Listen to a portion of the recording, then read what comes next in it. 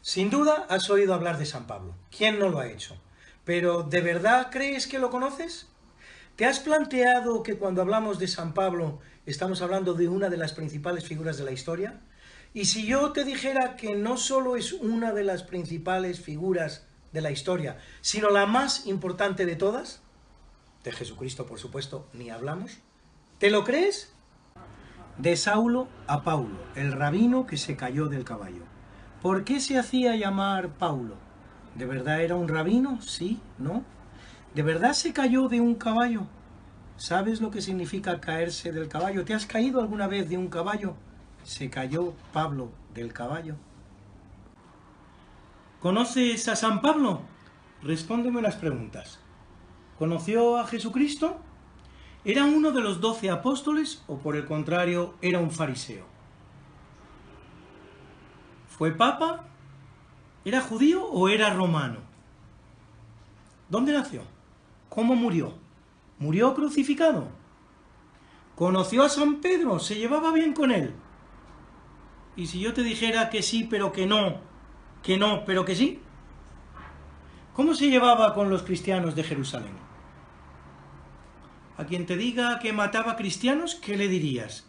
¿Y a quien te diga que iba acompañado por una mujer?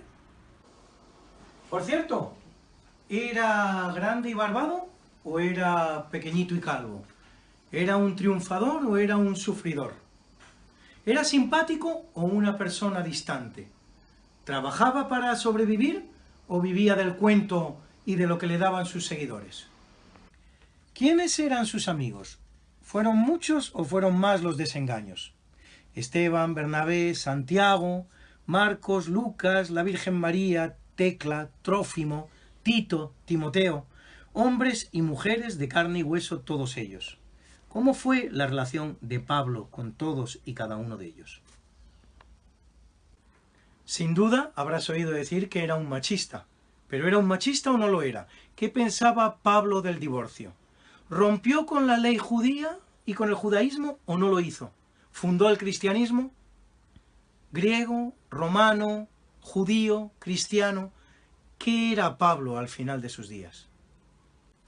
Saulo, Paulo de Tarso, San Pablo, el apóstol de los gentiles, el rabino que se cayó del caballo.